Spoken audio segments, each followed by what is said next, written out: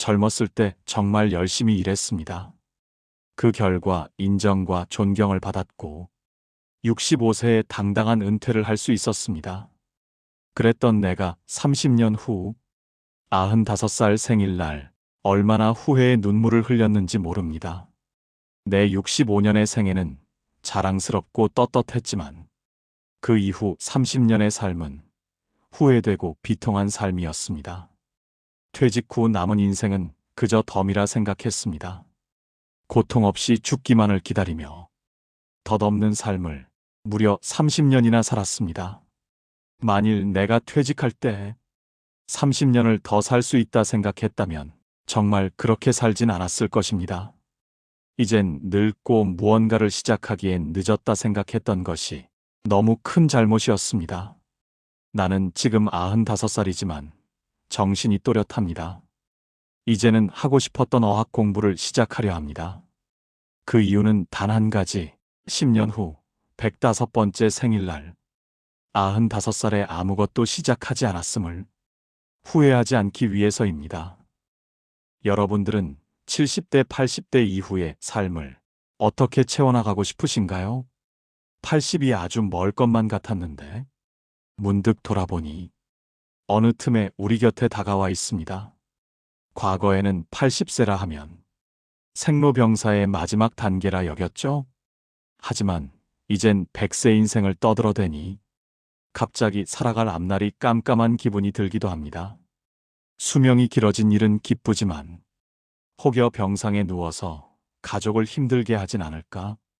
그 긴 세월을 또 어떻게 살아야 할지 머리가 아파옵니다. 80세가 넘어서도 행복하게 장수하려면 우리는 어떻게 해야 할까요? 80세가 넘어서 암을 발견하면 절대 수술하지 마세요. 80세가 넘으면 건강검진도 받지 않는 편이 좋습니다. 먹고 싶은 음식은 참을 것이 아니라 먹어야 합니다.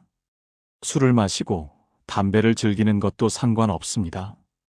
80세의 벽은 높고 단단하지만 그 벽을 넘어서는 최고의 방법은 바로 싫은 일은 하지 않고 좋아하는 일만 하는 것입니다. 이게 무슨 말도 안 되는 소리냐고요? 놀랍게도 이 말들은 30여 년 동안 노인 정신의학 분야에 종사하며 지금도 연구를 계속해오고 있는 최고 권위의 전문의가 한 말입니다.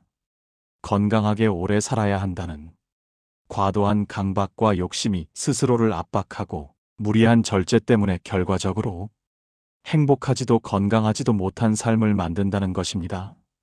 그리고 그는 많은 사람들이 암에 대한 공포를 지니고 암에 걸리지 않기 위해 노력하지만 오히려 나이가 들면 자연스럽게 다가오는 현상으로 받아들이는 것이 좋다 말합니다. 결국 80세가 넘은 사람이라면 더 이상은 자제할 필요도 무리할 필요도 없다는 겁니다. 지금까지 열심히 살았다면 80세 이후부터는 이젠 자기의 즐거움을 위해 사는 것이 가장 현명한 일이라는 거죠. 80세의 벽을 슬기롭게 넘어서면 인생에서 가장 행복한 20년을 마주할 수 있다. 최고의 노인 정신의학 전문의가 전하는 행복한 노년의 비밀. 2022년 출간 이후 노부모를 둔 50대, 60대의 필독서로 자리 잡으며 베스트셀러 행진을 이어가고 있는 와다 히데키의 책 80세의 벽을 통해 누구보다 행복하고 건강한 노후를 맞이하기 위해 우리가 반드시 알아야 할 것들에 대해 이야기 나눠보려 합니다. 특히 노부모를 모시고 있는 50대, 60대에서 이 책을 읽으면서 충격을 받았다는 분들이 많습니다. 부모님께 효도한다고 했던 행동들이 오히려 독이 되었다는 사실을 깨닫게 되었기 때문이죠. 저자는 80세를 넘게 되면 우리가 감당해야 하는 4개의 벽이 있다고 합니다. 첫 번째는 의사와 약과 병원의 벽을 넘어서야 하고, 두 번째는 노화의 벽을 넘어서야 하고, 세 번째는 치매 인지장애의 벽을 넘어서야 하고, 네 번째는 80세의 벽을 넘어서야 한다고 합니다. 누구나 나이가 들어갑니다. 그렇게 노인이 되어가죠. 누구나 목숨이 닿을 때까지 하고 싶은 것을 다하며 살아가길 꿈꾸지만 나이가 들어서는 독립적으로만 살아갈 수는 없는 것이 인생이기도 합니다. 우리가 다른 사람의 도움 없이 건강하게 살아갈 수 있는 수명을 건강 수명이라고 하는데요. 건강 수명은 평균적으로 남성은 72세, 여성이 75세라고 합니다. 남자든 여자든 70대 초중반 이후로는 누군가의 도움이 필요하게 된다는 겁니다. 물론 통계적인 숫자이기 때문에 개개인마다 차이는 있을 것입니다. 그리고 우리나라 인구의 평균 수명은 남성이 81세, 여성이 87세입니다. 즉, 평균적으로 운명을 다하기 전까지 남성은 9년, 여성은 12년 동안 누군가의 돌봄을 필요로 하는 삶을 살아가야 한다는 거죠. 지금도 평균 수명은 계속 늘어나고 있으니 어쩌면 그보다 더 긴 시간이 될지 모릅니다. 무조건 오래 사는 것이 좋은 것은 아닌 거죠. 건강하게 오래 살아야 행복한 삶을 누릴 수 있습니다. 통계들을 보니 어떤 생각이 드시나요? 80대는 70대와는 전혀 다릅니다. 오늘은 건강해도 내일은 어찌 될지 모르는 나이입니다. 구체적인 숫자를 제시한 이유는 여러분을 낙담시키기 위해서가 아닙니다. 남은 인생을 만족스럽게 보내길 바래서입니다. 행복한 노후와 불행한 노후, 어느 쪽을 선택하고 싶으신가요? 세계 최고 고령 국가인 일본에는 100세가 넘은 사람이 9만 명에 이른다고 합니다. 우리나라 또한 이제 100세 이상 인구가 1만 명을 넘어섰고 우리 주변에서도 100세를 넘기신 어르신들의 이야기가 심심찮게 들려오고 있습니다. 그러나 100세 인생이라고 해서 당연히 모든 사람이 90세나 100세를 맞이하는 것은 아닙니다. 또 90세나 100세를 맞이했다고 해서 모두가 건강하고 행복하리라는 보장도 없습니다. 80세 이후의 삶은 70대와는 정말 많이 다릅니다. 어제까지 가능했던 일이 오늘은 안 되는 상황을 자주 맞닥뜨릴 것입니다. 컨디션 난조를 겪는 일도 잦아지죠.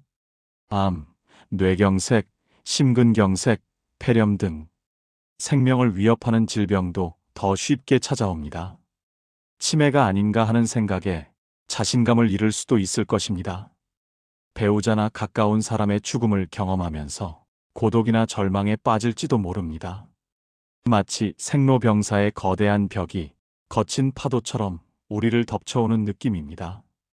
하지만 눈앞에 놓인 거대한 벽을 넘을 수 있는 힌트가 있습니다. 가장 중요한 것은 노화를 받아들이고 지금 할 수 있는 일을 소중히 여기는 삶의 자세입니다. 없다가 아닌 있다를 소중히 여기며 살아가는 것이 행복한 노후를 만드는 핵심입니다.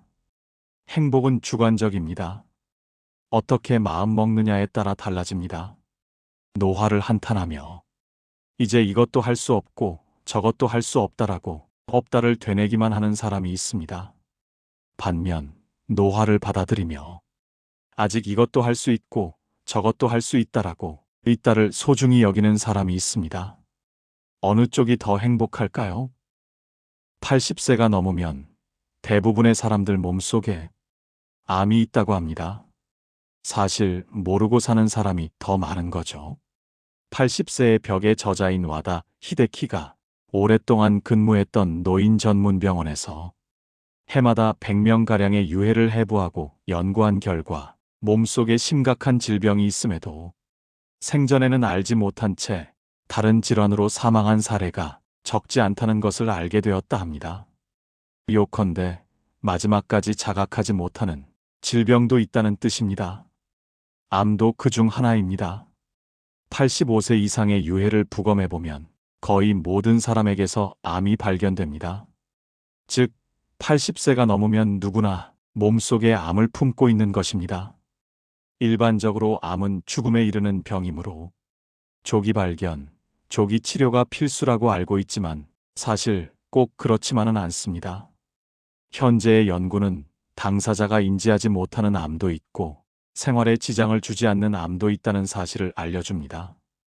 특히 나이가 들면 암의 진행이 느려지므로 그냥 내버려둬도 문제가 되지 않는 경우가 생각보다 많습니다. 그래서 저자는 80세가 넘으면 암 치료는 필요가 없다고 생각합니다. 만약 80세가 넘어 암이 발견된다고 하더라도 통증이 너무 심하거나 음식을 섭취하지 못하는 상태가 아니라면 암세포를 제거하지 않을 것이라고 말합니다. 더욱이 80세가 지난 고령자는 수술할 필요가 없다고 하죠. 함부로 손을 대기보다는 지켜보는 편이 낫다고 합니다. 사실 암을 발견하지 못했을 뿐 이전부터 지닌 채 살아왔고 앞으로 서서히 진행되겠지만 한순간에 나빠지는 일은 거의 없기 때문입니다. 암 치료는 간단하지 않기 때문에 수술이든 화학치료든 몸에 심각한 부담을 줄 수밖에 없습니다. 체력이 크게 떨어지는 80세 이상의 고령자는 평소 생활로 돌아가지 못할 확률이 높으므로 신중히 생각해 보셔야 합니다. 여러분도 이 사실을 꼭 기억해 두시길 바랍니다. 그리고 이 사실로 알 수 있는 우리의 선택지는 바로 80세 이후에는 참지 말고 즐겁게 살아가자는 것입니다. 암에 걸리지 않으려고 식사를 제한하고 술이나 담배를 삼가하는 경우가 많지만 80이 넘으면 이미 몸속에 암이 있을 가능성이 큽니다. 그러니 암에 걸리지 않으려고 이런 것들을 참는 건 큰 의미가 없습니다. 오히려 좋아하는 음식이나 술을 즐기는 편이 스트레스를 줄이고 인생을 더 행복하게 만드는 방법입니다. 그리고 실제로 무리하게 절제하여 스트레스를 받으며 살기보단 자신이 원하는 일을 하며 편안한 마음으로 지내는 편이 면역력을 높여 암의 진행을 늦추는 데 도움이 된다고 합니다.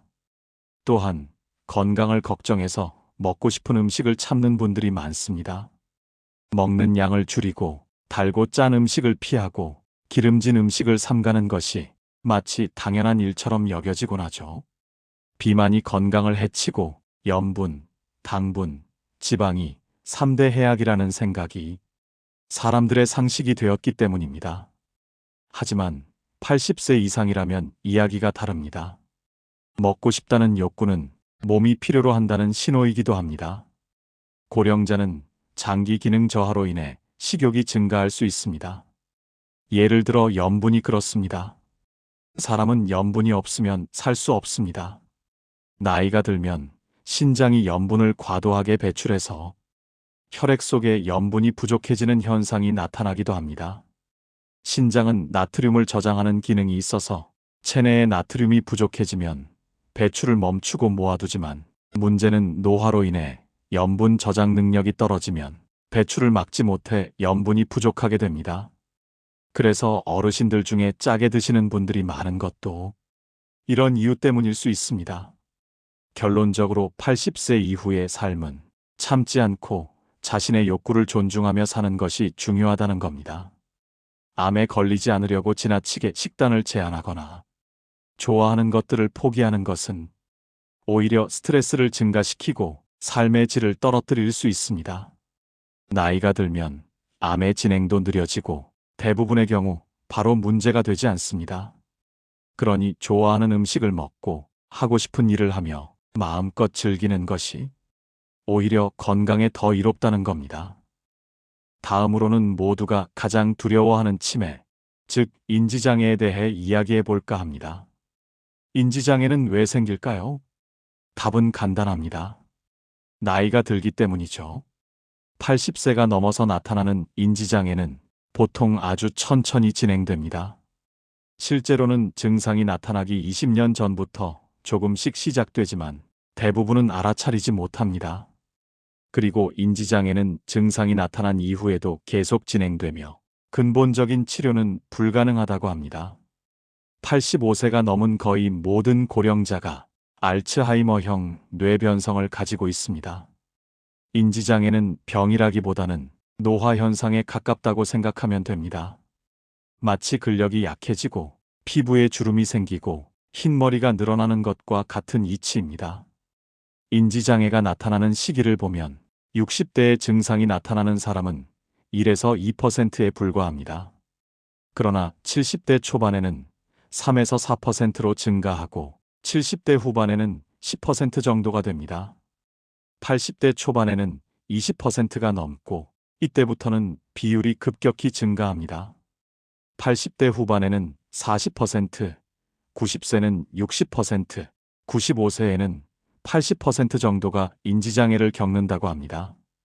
이 사실이 알려주는 중요한 메시지는 하나입니다. 바로 지금, 이 순간을 즐기며 살아가야 한다는 것입니다. 앞으로 살면 얼마나 더 살겠어? 라고 생각하며 지루하고 변화없는 일상에 갇혀 뇌의 활동을 둔화시키지 마세요. 스트레스가 너무 많은 생활도 뇌에 손상을 줍니다. 반대로 새로운 일이나 좋아하는 일을 하면 뇌는 자극을 받아 활성화됩니다. 이렇게 하면 인지장애의 발현을 늦출 수 있습니다. 100세 시대라는 말이 우리에게 긍정적인 전망을 주기도 하지만 때로는 80세라는 나이의 벽을 더 높게 느끼게 합니다. 과거에는 80세가 인생의 종착점처럼 여겨졌습니다. 그러나 이제는 100세 인생을 이야기하면서 마치 골인 지점이 더 멀어졌다는 느낌을 주죠. 물론 수명이 길어진 것은 축복입니다. 하지만 이로 인해 걱정도 생깁니다. 많은 고령자들이 더 오래 살아야 한다는 압박감을 느끼기 때문입니다. 사실은 먹고 싶은 음식을 건강 때문에 참고 몸이 힘든데도 무리하게 운동을 합니다. 좋아하는 담배나 술도 건강에 해롭다는 이유로 삼가하고 하고 싶은 일도 나이 때문에 참습니다. 심지어 효과를 느끼지 못하면서도 오래 살기 위해 약을 계속 먹습니다. 그러나 80세가 넘은 사람들에게는 이러한 자제와 무리가 꼭 필요하지 않습니다. 오히려 자제해서도 무리해서도 안 되는 일들입니다. 60대 정도라면 건강을 위해 어느 정도의 자제가 필요할지 몰라도 80세가 넘은 나이에는 그럴 필요가 없습니다. 이런 자제와 무리가 쌓이면 마음의 부담이 되어 오히려 수명을 단축시킬 수 있습니다. 이제까지 열심히 살아왔으니 80세 이후부터는 자기 즐거움을 위해 행동해야 합니다. 저자는 임상 현장에서 의학서나 논문의 지식만으로는 모든 것을 설명할 수 없음을 깨달았습니다. 환자 자체가 살아있는 교과서였다는 것이죠. 누구에게나 자신만의 드라마가 있고 각자가 그 주인공입니다. 마음의 병을 만드는 불운이나 불행은 누구에게나 일어날 수 있습니다. 따라서 80세 이후의 삶은 더 이상 자제와 무리 속에서가 아닌 자신의 즐거움과 만족을 찾아가는 여정이 되어야 할 것입니다. 약 2200년 전에 최초로 중국을 통일하고 절대적인 부와 권력을 손에 넣었던 한 인물이 있습니다. 한 번은 꼭 들었을 그 이름, 바로 진시 황제이죠. 그 모든 것을 다 가진 진시 황제가 마지막으로 원했던 것이 하나 있습니다. 그것은 불로불사의 육체였습니다. 진시 황제는 불로불사의 꿈을 이루기 위해 각지에서 특효약을 구해오게 하고 온갖 수단을 동원했습니다. 그러나 끝내 그 꿈을 이루지 못했습니다. 마지막에는 불사의 효과가 있다고 알려진 수은이 들어간 약을 먹다가 그만 사망하고 말았습니다. 이 이야기는 아주 옛날 이야기지만 여기서 알 수 있는 점이 있습니다. 천하를 호령한 무인이라도 늙음과 죽음 앞에서는 냉정함을 유지하지 못했다는 것입니다. 이렇게 보면 우리처럼 평범한 사람들이 늙음과 죽음을 두려워하고 회피하려는 것은 당연한 일일지도 모릅니다. 지금까지 만나온 수많은 어르신들 가운데 행복한 노후를 보내고 계신 분들로부터 배운 방법을 소개해 드리겠습니다. 첫째, 꾸준히 움직이세요. 오늘 건강하게 걸을 수 있는 사람이 내년에도 똑같이 걸을 수 있다는 보장은 없습니다. 그렇다고 가만히만 있으면 점점 더 걷기 힘들어질 겁니다. 남은 기능을 쓰지 않으면 순식간에 쇠약해지는 것이 80세가 넘은 어르신들의 무서운 현실입니다. 제가 아는 한 분은 82세에서 83세가 되면서 급격하게 쇠약해지셨는데 이는 80세가 되면서 많은 일을 그만두셨기 때문입니다. 질병이나 부상으로 어쩔 수 없이 그만두신 분들도 있었지만 특별한 이유 없이 집안에만 머무르면서 점점 움직이지 않게 된 경우도 많았습니다. 아직 할 수 있는 일을 스스로 포기하면 결국 아무것도 할 수 없는 몸이 되고 맙니다. 이 얼마나 안타까운 일인가요? 둘째, 약에 너무 의존하지 마세요. 앞서 말씀드린 것처럼 85세가 넘은 어르신들은 몸 안에 여러 가지 병의 씨앗을 품고 있습니다. 80세가 넘으면 크고 작고의 차이일 뿐 대부분 암을 가지고 있는 거죠. 뚜렷한 증상이 없더라도 어딘가 불편함을 느꼈을 것입니다. 이 상태로 병원에 가면 의사는 대개 일상적인 검사를 하거나 약을 처방합니다. 현대인은 이것이 당연한 의료 절차라고 생각하지만 저자는 이것이 정말로 옳은 의료일까 묻습니다. 꼭 한번 고민해 보시길 바랍니다. 약이 항상 답은 아닐 수 있습니다. 저희 부모님도 병원에 가면 무조건 더 센 약을 처방해 달라고 하시곤 했습니다. 효과가 있고 없고를 떠나서 그냥 약을 드시면 안정감을 느끼시는 것 같았습니다.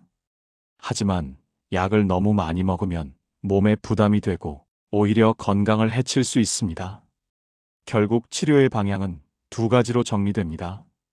병원에서 병을 찾아내어 약물이나 수술적 치료를 받으며 수명을 늘릴지, 아니면 집에서 좋아하는 일을 하며 여생을 보내느냐 말입니다. 이는 의사가 아닌 환자 본인이 선택해야 하는 문제입니다. 70대 초반에 췌장암 치료를 시작하신 한 할머니가 계셨습니다. 그 옆에서 과정을 지켜보는 가족들도 너무 힘들고 너무 고통스러워 하셨던 기억이 있습니다.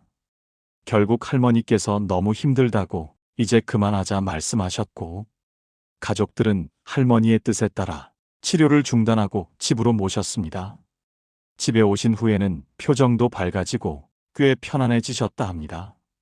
그리고 한 달 뒤에 평안히 임종하셨다는 소식을 접했습니다. 우리에게 언제 어떻게 이런 선택의 순간이 올지는 아무도 모릅니다. 그래서 부모님께서 연세가 많으시다면 평소에 깊은 대화를 나누며 마음을 정해두는 것도 좋은 방법이 될 수 있습니다. 생명 연장을 위해 중환자실에서 홀로 외로이 마지막 시간을 지내는 것보다 내 집에서 편히 쉬면서 가족들과 대화도 나누고 체온도 느끼며 그렇게 마지막 순간을 준비하는 것이 더 좋을 수도 있겠다는 생각이 듭니다. 마지막으로 현대 의료계에서 3대 악으로 불리는 높은 혈압, 높은 혈당, 높은 콜레스테롤에 대해 말씀드리겠습니다. 이 질병들은 심근경색, 뇌경색, 뇌졸중의 위험이 있어 조심해야 합니다. 요즘에는 약이 잘 나와서 약만 먹어도 아무 문제 없다고 생각하시는 분들도 많으실 겁니다. 하지만 약을 먹고 약효를 내는 동안에 수치를 떨어뜨릴 순 있지만 그로 인해 몸이 나른해지고 머리가 멍해지는 부작용도 고려해야 합니다. 어떤 약이든 부작용이 있을 수 있습니다. 그런데도 많은 분들이 혈압, 혈당, 콜레스테롤 수치를 낮추기 위해 약을 먹습니다. 하지만 이 수치를 낮춘다고 해서 암의 위험이 줄어들지 않는다는 사실 알고 계셨나요? 오히려 면역 기능이 떨어져서 암의 위험성이 높아질 수 있습니다. 특히 콜레스테롤은 우리 몸의 면역세포를 만드는 원료가 됩니다. 콜레스테롤 수치가 높을수록 암에 잘 걸리지 않는다는 조사 데이터도 있습니다. 또 콜레스테롤 수치를 떨어뜨리면 이를 원료로 하는 남성 호르몬도 감소합니다. 이 남성 호르몬은 몸과 마음의 건강을 유지하는 데 꼭 필요한 성분입니다.